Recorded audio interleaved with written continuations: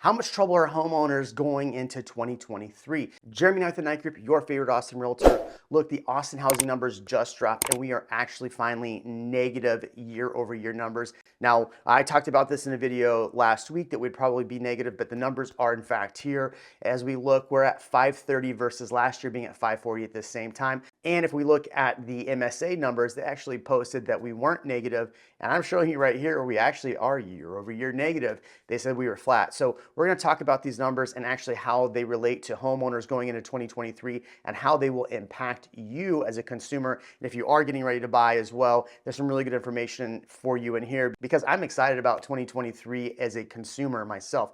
Okay, if you are getting ready to buy or sell a home, I want to drop a comment for you. The comment sections here get kind of wild and people say some crazy things. So I want you to drop your comments down and talk about what you're experiencing, what you're afraid of, what you're seeing, all of that stuff. You can even write, hey, Jeremy, in your face, you were wrong, yet a lot of people were wrong. So you can do that too. That's fine with me. What's really interesting about this is that I've heard a lot of people talking about delisting, right? If you look in the media right now, a lot of people are talking about the amount of homes delisting. Well, we actually saw the largest increase in inventory in a very long time. If we actually look at these numbers, we're seeing the lowest amount of sales, like a 50% decrease year over year in actual sales percent. That's a pretty huge decline. Now we all know why that is, right? Inventory took off. You had a lot of homeowners that were trying to take advantage of the market late. In fact, there was even a while where foreclosures weren't even allowed to happen. So now you have these people that are potentially trying to get their home on the market to sell it to avoid foreclosure. In fact, builders were part of the problem as far as overbuilding. So there's a lot of different issues of why we had so much inventory, but all of that inventory snuck up at one time, and that was in the middle of the year, right when prices were hitting the highest. And I've said this on the podcast several times. If all this inventory we have now, we're about 10,000 units on the market. If all this inventory had been just nicely laid out throughout the whole year, 5, 6, 7,000 units, all across the year, we would not have seen prices go from 550 all the way to 667. So the inventory is going to be an issue. And if you're a homeowner going into 2023, we really do have to pay attention to the inventory because this is what's going to impact you most. Think about this. Last year, we started about 1,000 to 2,000 units in the Austin area on the market. We are going to go into 2023 with probably 10,000 units on the market. So that is going to prevent prices from highly escalating. Now, what we are seeing a little bit, in fact, is that interest rates have been coming down. You're seeing all the news in the Fed. I don't want to have to go back and rehash all that, but I am seeing rates start to drop slowly. Does that mean that rates keep dropping? If they do, what you're going to see is that people will get back in the buyer pool. In fact, I know right now I'm having a lot of buyers reach out to me, and we're actually having success right now writing really low offers. I wish I could share with you some of the numbers, but we are in a state where it's a non-disclosure state, so I can't say how much, but hundreds of thousands of dollars on one property in particular we're negotiating down. But back to that delisting thing, right? So you're hearing the news that people are delisting. What's going to happen is that a lot of that inventory that's delisted right now will come up closer to the springtime. In fact, I hear right now from a lot of different listing agents that they're going to put their home back on the market or take them off right now and put it back on the market, towards like the March timeframe. So for you homeowners that are getting ready to probably do the same thing, because let's be honest, if we look at trends year over year, the springtime, especially in the Austin area, is a time that our market really takes off. I mean, you've seen the numbers. We're talking about $100,000 increases.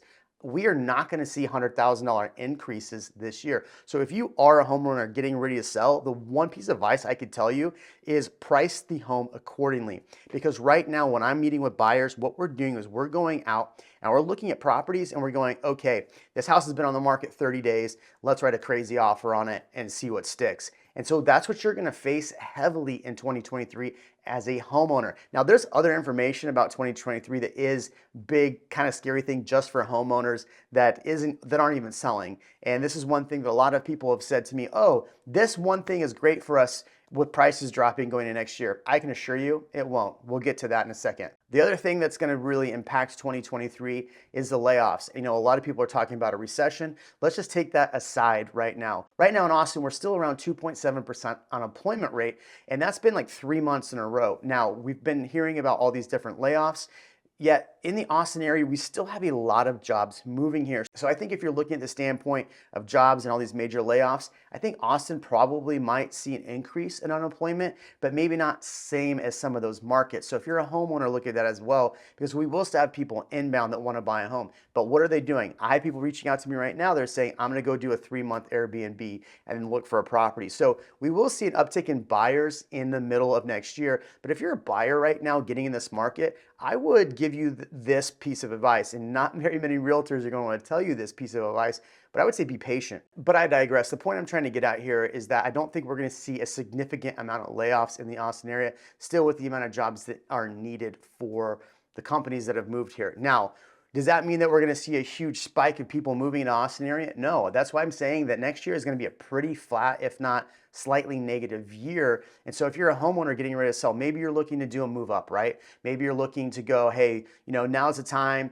Prices are coming down. So even though I'm going to get a little less for my home, I can negotiate even less on the other home that I'm looking at buying. That's what I'm seeing with most of our sellers right now. But we are seeing a lot of people actually having to move back to California or back to New York or back somewhere because their work from home is up. So that's something that I think that's going to be an impact in 2023 as well if you're a homeowner. The other thing I want to talk about in 2023 that I think is going to be important when it comes to inventory is the new construction inventory. In fact, I just looked at a neighborhood that's kind of a hidden neighborhood in Southwest Austin that's going to go to Bowie High School, that's going to be in the mid 500s in a neighborhood where everything's either really old or really expensive. And so I'm telling you, I'm looking and finding these special deals and special things, but there are neighborhoods still being built. So I don't know what's going to happen with these builders next year. Will they completely slow down? That's one of the things that's just going to be on the list to keep an eye out for. Now, look, a lot of those homeowners that were potentially going to sell this year, do they wait until 2024? So that could impact inventory as well. If everybody's hearing this message that 2023 is a bad year to list,